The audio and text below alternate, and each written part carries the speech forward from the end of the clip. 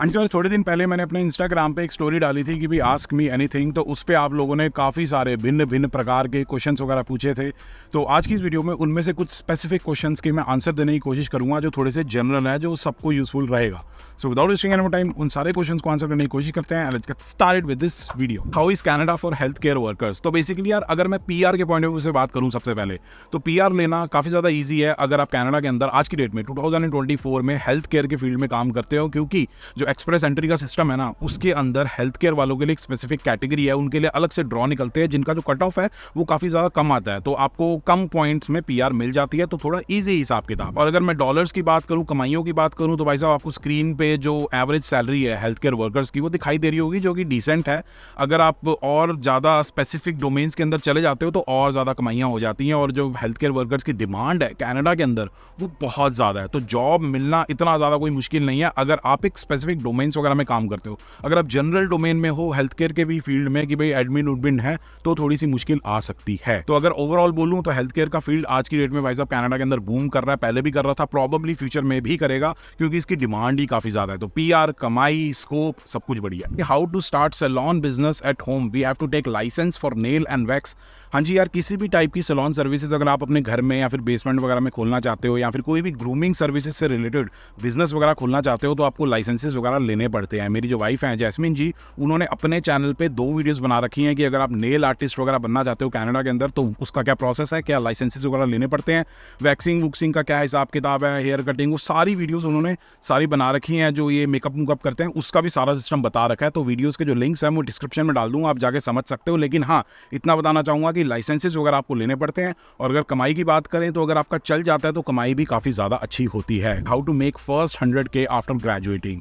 तो बेसिकली यार देखो, अगर आप ग्रेजुएट हो चुके हो, आपकी जॉब लगी है, तो ऑब्वियसली आपकी एक इनकम आती है, तो एक्सपेंसेस को हटा के जो पैसे बचते हैं वो सेव कर करके आप डेफिनेटली अपने फर्स्ट 100K बना सकते हो। लेकिन मेरे ओपिनियन में इसमें टाइम काफ़ी ज़्यादा लग जाएगा। लेट अस से आपकी $5,000 एनुअल सैलरी है, तो उस केस में अगर आपके $2,000 का खर्चा होता है महीने का, तो $3,000 आप महीने के सेव करोगे, तो साल के कितने हो गए? 12 × 3 $36,000 आप साल में सेव कर लोगे। और फिर आपको 3 साल अप्रॉक्सीमेटली लग जाएंगे 100K बनाने में, सेव करने में, जो मेरे हिसाब से काफ़ी लंबा टाइम है। और ये तो आइडियल केस सिनेरियो की बात होगी कि भी एक्सेल शीट के हिसाब से चलोगे तो हो जाएगा, लेकिन लाइफ एक्सेल शीट के हिसाब से नहीं चलती है। कभी भी कुछ भी अप्स एंड डाउन्स होते रहते हैं। पेरेंट्स ने पैसे मांग लिए, कोई मेडिकल का खर्चा आ गया, या फिर कुछ खरीदना पड़ गया, पीआर की एप्लीकेशन डालनी है, तो 4 साल भी लग सकते हैं। तो मेरे ओपिनियन में अगर आप जल्दी से पैसे कमाना चाहते हो, इन्वेस्ट करना चाहते हो और चाहते हो कि वो एक्सपोनेंशियली ग्रो करे टाइम के साथ, तो प्लीज़ यार कोई साइड हसल पकड़ो, उस पर काम करना शुरू करो, वहाँ से इनकम जनरेट करने की कोशिश करो, क्योंकि उसमें ना पोटेंशियल होता है ग्रो करने का। अब जॉब से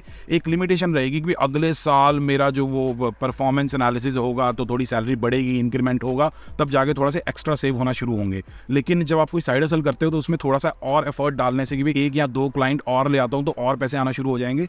तो इस तरीके से आप सोचना शुरू करो, साइड हसल्स पकड़ो, वहाँ से इनकम जनरेट करने की कोशिश करो, फिर देखना 100K बहुत जल्दी बनेंगे। और फिर भाई साहब जो खरीदना है, जो इन्वेस्ट करना है, बड़ी आसानी से आप कर लोगे। Planning to buy my first house in Canada, what should I keep in mind? तो सबसे पहली चीज़ जो आपको ध्यान में रखनी है, जो सबसे ज़रूरी है, वो ये है कि भाई मॉर्गेज के अलावा और भी बहुत सारे खर्चे होंगे। यूटिलिटीज़ का खर्चा, कोई रिपेयर या मेंटेनेंस करानी है उसका खर्चा, या फिर उसके अलावा पीछे घास ही डलवानी है उसका खर्चा हो गया, या फिर बहुत सारे खर्चे होते हैं। तो आपको बिल्कुल खाली नहीं हो जाना जब आप डाउन पेमेंट करोगे। थोड़ा सा इमरजेंसी फंड बना के रखना है कि भाई मूव होने के बाद अगर कोई एक्सपेंस करना पड़ जाता है तो आपको लोन ना लेना पड़े, या फिर अपना क्रेडिट वगैरह यूज़ ना करना पड़े। दूसरी चीज़ ये है कि किस टाइप का घर खरीदना है, तो यार वो काफ़ी सब्जेक्टिव चीज़ होती है, काफ़ी सब्जेक्टिव डिसीजन होता है, पर्सन टू पर्सन डिपेंड करता है कि भी आपकी लाइफ की स्टेज क्या है, आपकी लाइफ के गोल्स क्या हैं, आपकी फैमिली कितनी बड़ी है, आप सिंगल हो, आपकी वाइफ हैं, आपके बच्चे हैं, पेरेंट्स आने वाले हैं, या फिर ऑलरेडी आपके साथ रह रहे हैं, इन सारी चीज़ों पे डिपेंड करेगा। और साथ के साथ आप अपने पहले घर से चाहते क्या हो, आप उसको फ्यूचर में एक रेंटल प्रॉपर्टी बनाना चाहते हो, मतलब वहाँ से कहीं और बड़े घर में चले जाओगे फ्यूचर में, या फिर आप वही आपका फॉरएवर होम होने वाला है। तो ये सारी चीज़ें और इसके अलावा भी बहुत सारी चीज़ें आपको कंसिडर करनी पड़ेंगी। जब मैं अपना कनाडा के अंदर पहला घर खरीद रहा था तो मेरे माइंड में 3-4 चीज़ें थी। सबसे पहली चीज़ तो ये थी कि भाई इसको फ्यूचर में मैं रेंटल प्रॉपर्टी बनाना चाहता हूँ, तो 2 यूनिट्स बन जानी चाहिए कि भाई साहब बेसमेंट की एक अलग से एंट्रेंस है और अपर जो यूनिट है उसकी अलग से एंट्रेंस है। तो एक जो ये चीज़,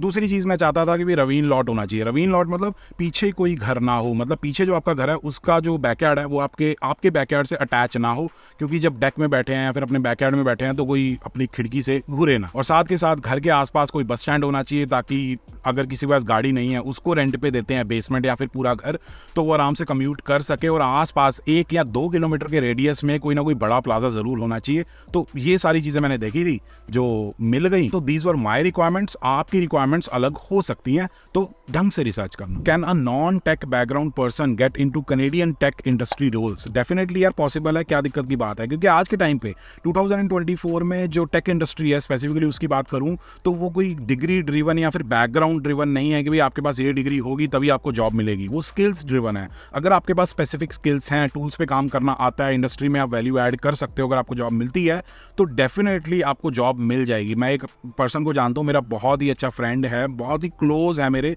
वो कॉमर्स के बैकग्राउंड से, अकाउंट्स वगैरह का बैकग्राउंड था उसका। उसने 1-2 साल जॉब भी की हुई थी, लेकिन वो चाहता था कि भाई मैं आईटी इंडस्ट्री में काम करना चाहता हूँ। जब कनाडा में उसकी पढ़ाई कंप्लीट हो गई थी तो उसने 1 साल लगाया, ढंग से स्किल्स वगैरह डेवलप किए, जो भी टूल्स या सॉफ्टवेयर वगैरह आने चाहिए वो सारे सीखे, और इवेंचुअली उसको आईटी इंडस्ट्री के अंदर सॉफ्टवेयर टेस्टिंग की जॉब मिल गई। अब वहाँ से वो ग्रो करता जाएगा और उसका एम्बिशन है कि भाई मैं थोड़े अच्छे लेवल पे पहुंचना चाहता हूँ आईटी इंडस्ट्री के अंदर। तो ऐसा नहीं है कि पॉसिबल नहीं है, डेफिनेटली पॉसिबल है। आपको स्किल्स पे काम करना पड़ेगा, चीजें समझनी पड़ेंगी, सीखनी पड़ेंगी। Do you know anyone who did data analytics here in Canada, need some guidance please? तो बेसिकली यार एक डेटा एनालिस्ट के साथ who is doing very well in their life, उनके साथ मैंने एक वीडियो बनाई थी जब मैंने नया यूट्यूब चैनल स्टार्ट किया था। तो उन्होंने सारा का सारा शेयर किया था कि भी क्या क्या स्किल्स उन्होंने सीखे, क्या क्या टूल्स वगैरह पे उन्होंने काम किया, क्या क्या यूट्यूब चैनल्स को उन्होंने फॉलो किया जहाँ पे सारी चीज़ें सिखाई जा रही थी, और सारा उन्होंने एक्सप्लेन किया था कि कैसे मैंने जॉब ली, कैसे इंटरव्यूज वगैरह हुए। तो वीडियो आप जाके चेकआउट कर सकते हो, लिंक मैं डिस्क्रिप्शन में डाल दूंगा। लेकिन अगर आप किसी और फील्ड में भी हो, सिर्फ तुषार की बात नहीं हो रही, अगर आप अकाउंट्स, फाइनेंस,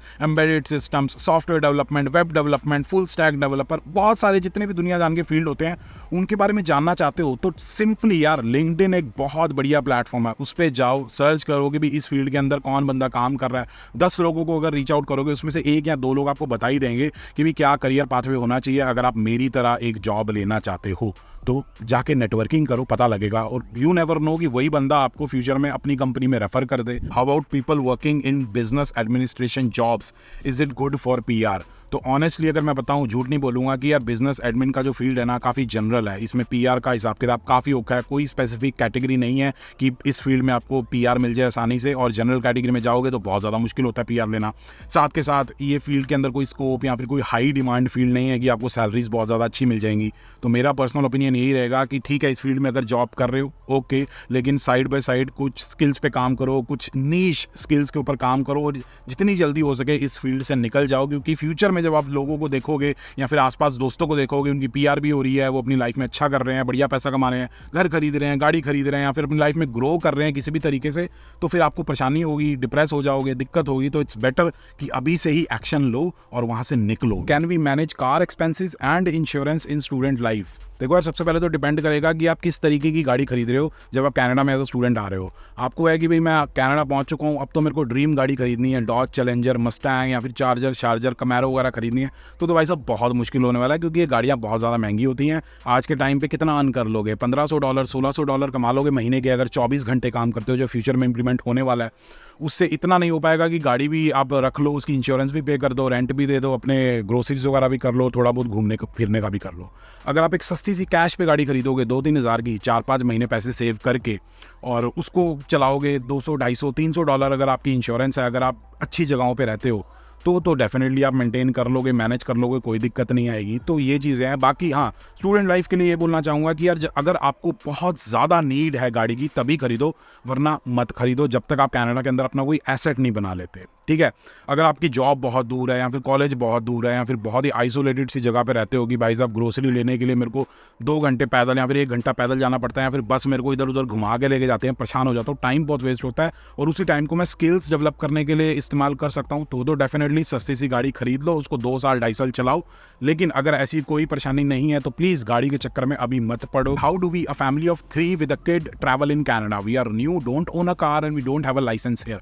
तो सबसे पहली चीज़ तो मैं बताना चाहूँगा कि अगर आज की डेट में आपके पास गाड़ी है या नहीं है, आपको एक ड्राइविंग लाइसेंस ज़रूर बनवा लेना चाहिए, क्योंकि जब आप फ्यूचर में गाड़ी खरीदोगे तो आपका जो लाइसेंस है ना वो पुराना हो चुका होगा, तो प्रॉबेबली आपके जो इंश्योरेंस के प्राइसेस हैं वो आपके लिए थोड़े से कम हो जाएंगे, क्योंकि लाइसेंस काफ़ी पुराना हो रखा है। ठीक है, तो यही चीज़ है। दूसरी चीज़ ये है कि अगर आप GTA रीजन में रहते हो और आप घूमना फिरना चाहते हो तो यार गो ट्रेन गो बस को यूज़ कर सकते हो। Hamilton, Burlington, Mississauga, Brampton, Toronto, Niagara false, यहाँ कहीं जाना है तो कोई दिक्कत नहीं आएगी, आराम से आप ट्रैवल कर सकते हो। 10-10, 20-20 डॉलर की टिकट होती है, थोड़ा सा एक्सपेंसिव पड़ेगा क्योंकि मे बी आपको ऊबर यूज़ करनी पड़े स्टेशन तक जाने के लिए, तो ये दिक्कत आ सकती है। तो अपना जो घर है वो भी आप किसी पब्लिक ट्रांसपोर्ट का जो स्टेशन होता है, स्टैंड होता है, उसके पास लो तो सस्ता हिसाब किताब हो जाएगा। अगर आप GTA से बाहर रहते हो, ओंटारियो के अंदर लाइक किचनर, वाटरलू या फिर लंदन वगैरह, तो 1X बस की सुविधा को आप यूज़ कर सकते हो। वो आपको टोरंटो तक ले जाएगी, फिर वहाँ से आप कहीं भी जा सकते हो, ट्रैवल कर सकते हो।